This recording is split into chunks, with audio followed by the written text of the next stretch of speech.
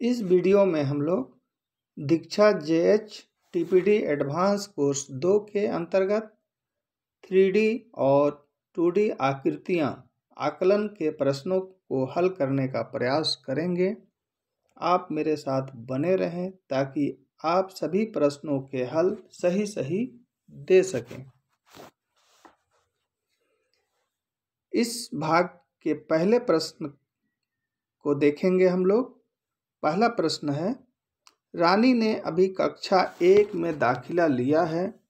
वह केवल समभुज त्रिभुज को देखकर ही उसे त्रिभुज बताती है। बाकी त्रिभुज उसकी नज़र में त्रिभुज नहीं है। आपको क्या लगता है कि उसकी शिक्षिका को इस समझ को आगे बढ़ाने के लिए क्या करना चाहिए? आप एक ही विकल्प चुन सकते हैं। पहला विकल्प है, रानी को अलग अलग त्रिभुजों की उनके नाम के साथ पहचान करानी चाहिए। अगला विकल्प है, रानी को बताना चाहिए कि जिस आकृति की 3 भुजाएं और 3 कोण होते हैं उसे त्रिभुज बोलते हैं। तीसरा विकल्प है, रानी को अलग अलग तरह के त्रिभुज देकर उनके दिखने वाले गुणों की तरफ ध्यान दिलाना चाहिए।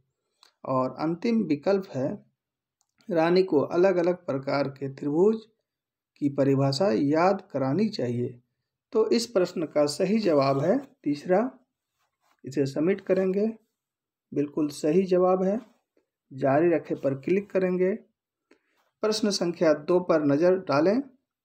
नीचे दिए गए विकल्पों में से चुनकर बताएं कि कक्षा 1 में आकृतियों की समझ का विकास करने के लिए बच्चों के पास कौन से कौशल होने चाहिए। आप एक से अधिक विकल्प चुन सकते हैं।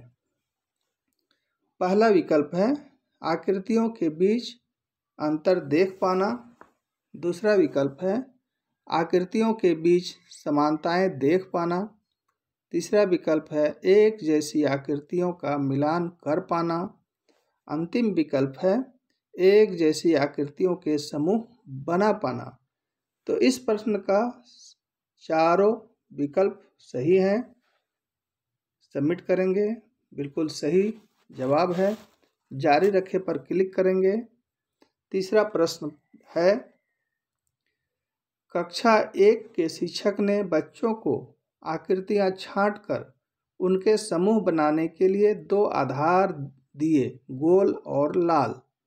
लेकिन ज़्यादातर बच्चे किसी एक ही आधार को ध्यान में रखकर समूह बना पाए। क्या आप बता सकते हैं कि बच्चे दोनों आधारों को ध्यान में रखकर समूह क्यों नहीं बना पाए? इसका कारण सबसे सटीक विकल्प चुनकर बताएं। आप एक ही विकल्प चुन सकते हैं। पहला विकल्प है, बच्चों के लिए एक समय पर एक से ज़्यादा गुण ध्यान में रखकर समूह बनाना मुश्किल होता है। दूसरा विकल्प है, कक्षा 1 के बच्चे समूह बनाने जैसा जटिल कार्य नहीं कर सकते हैं। अंतिम विकल्प है, बच्चों को समूह का आधार खुद से चुनने की आज़ादी न देना इस तरह की परेशानियों को बढ़ावा देता है। तो प्रश्न संख्या 3 का सही जवाब है 1। सबमिट करेंगे। बिल्कुल सही जवाब है। जारी रखें पर क्लिक करेंगे। प्रश्न संख्या 4, कक्षा 1 के बच्चों को आकृतियों के समूह बनाना सिखाने के लिए गतिविधियों का कौन सा क्रम ठीक होगा? सही क्रम चुनिए। पहला, समूह बनाने के आधार चुनने के लिए बच्चों को प्रोत्साहित करना। दूसरा, आकृतियों की विशेषताओं के आधार पर आकृतियों के समूहों को और छोटे उप समूहों में बांटने को बोलना। तीसरा, बच्चों को समूह बनाने के आधार को पहले से बताना। आप एक ही विकल्प चुन सकते हैं। तो इस प्रश्न का सही जवाब है 3, 1, 2 यानी विकल्प 2। इसे सबमिट करेंगे। बिल्कुल सही है। जारी रखें पर क्लिक करेंगे। प्रश्न संख्या 5 पर नज़र डालें। वैन हीले के सिद्धांत के अनुसार बच्चे ज्यामिति की समझ बनाने के लिए सबसे पहले आकृतियों की समझ कैसे बनाना शुरू करते हैं। आप कोई एक विकल्प चुनकर ही कर सकते हैं। आप एक ही विकल्प चुन सकते हैं। पहला, आकृतियों की दिखावट के अनुसार। दूसरा, आकृतियों की पहचान अनुसार। तीसरा, आकृतियों की उन विशेषताओं को बताकर जो सीधी सीधी दिखती नहीं है। और अंतिम विकल्प है आकृतियों के औपचारिक नाम को याद करके। तो इस प्रश्न का सही जवाब है पहला। इसे सबमिट करेंगे। बिल्कुल सही जवाब है। जारी रखें पर क्लिक करेंगे।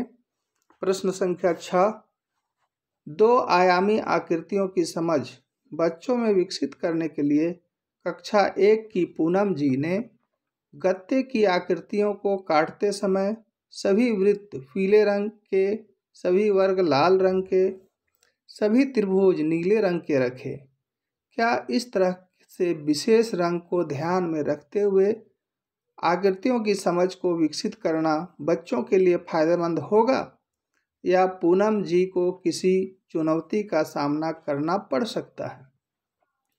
आप एक से ज़्यादा विकल्प चुनकर अपना उत्तर दे सकते हैं।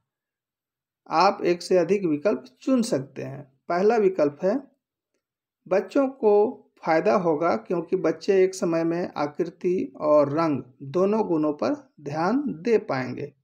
दूसरा विकल्प है बच्चों को फायदा होगा क्योंकि विशेष रंग की आकृति की वजह से बच्चे ज़्यादा ध्यान केंद्रित कर पाएंगे। तीसरा विकल्प है चुनौती हो सकती है क्योंकि बच्चे शायद आकृति पर ध्यान न देकर केवल रंग पर ही ध्यान दे सकते हैं।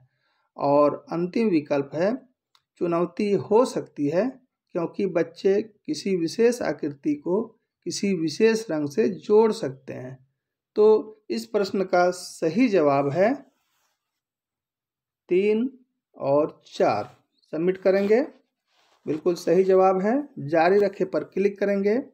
प्रश्न संख्या 7 पर नज़र डालते हैं।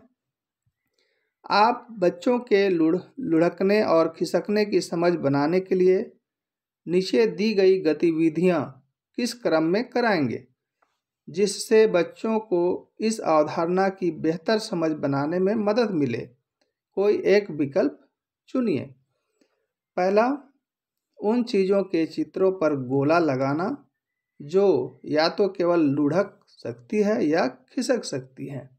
दूसरा, आसपास की चीज़ों को लुढ़काकर और खिसकाकर देखने के लिए बच्चों को प्रोत्साहित करना। तीसरा, उन चीज़ों के नामों की सूची बनाना जो या तो लुढ़क सकती है या खिसक सकती है।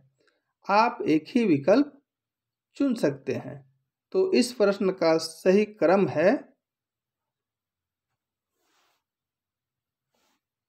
2, 1, 3, यानी तीसरा विकल्प। सबमिट करेंगे। बिल्कुल सही है। जारी रखें पर क्लिक करेंगे। प्रश्न संख्या 8, लुढ़कना और खिसकना की समझ बच्चों में क्यों बनानी चाहिए? अपना जवाब एक से ज़्यादा विकल्प चुन कर दें। आप एक से अधिक विकल्प चुन सकते हैं। पहला विकल्प है क्योंकि पाठ्य पुस्तक में इस अवधारणा को पढ़ाने की सलाह दी गई है। दूसरा, क्योंकि यह आकृतियों के काफ़ी आसान गुण हैं। तीसरा, क्योंकि यह आकृतियों के वो गुण हैं जो सीधे सीधे दिखते नहीं हैं। और अंतिम विकल्प है क्योंकि यह गुण आकृति के बाकी गुणों की समझ बनाने में भी मदद करते हैं। तो इस प्रश्न का सही जवाब है 3 और 4। सबमिट करें पर क्लिक करेंगे। बिल्कुल सही जवाब है। जारी रखें पर क्लिक करेंगे। प्रश्न संख्या 9 पर नज़र डालें। कक्षा 2 में 3 आयामी और 2 आयामी आकृतियों के आपसी रिश्ते का अवलोकन कराने के लिए आप इन गतिविधियों में से कौन सी गतिविधियां करा सकते हैं? आप एक से ज़्यादा विकल्प चुन सकते हैं। पहला, 3 आयामी आकृतियों को रंग की मदद से कॉपी में छापना। दूसरा विकल्प है 3 आयामी आकृतियों को कॉपी में पेंसिल की मदद से ट्रेस करना। तीसरा विकल्प है किसी ठोस चीज को कपड़े के पीछे छिपाकर टॉर्च की मदद से उस चीज की परछाई बच्चों को दिखाना। और अंतिम विकल्प है किसी ठोस चीज की छाप देखकर उस चीज का अंदाजा लगाने के लिए कहना। तो इस प्रश्न का सही जवाब है 1, 2, 3, 4, यानी सभी विकल्प इसके सही हैं। सबमिट करेंगे, बिल्कुल सही जवाब है। जारी रखें पर क्लिक करेंगे। प्रश्न संख्या 10, कक्षा 2 के शिक्षक राकेश जी ने एक खेल खिलवाया जिसमें बच्चों को अपने आसपास की चीज़ें इकट्ठा करके एक ऊंची मीनार बनानी थी। मीनार बना लेने के बाद राकेश जी ने बच्चों से चर्चा की कि कोई समूह ज़्यादा लंबी मीनार क्यों बना पाया। क्या आप बता सकते हैं कि इस गतिविधि को कराने का मुख्य उद्देश्य क्या था? एक से ज़्यादा विकल्प चुनकर उत्तर दे सकते हैं। पहला विकल्प है बच्चों में ऊंची शब्द की समझ को विकसित करना। दूसरा विकल्प है बच्चों में चपटे शब्द की समझ को विकसित करना। तीसरा विकल्प है बच्चों में आसपास की चीज़ों के साथ खेलने के कौशल को विकास करना। अंतिम विकल्प है बच्चों में मीनार शब्द की समझ को विकसित करना। तो इस प्रश्न का सही जवाब है 1 और 2। सबमिट करेंगे, बिल्कुल सही जवाब है। जारी रखें पर क्लिक करेंगे। बस अंतिम प्रश्न संख्या 10 तक ही था, आप समझ गए होंगे। इसे एक बार आप पढ़ लें तो बिल्कुल सही जवाब आप दे पाएंगे। धन्यवाद।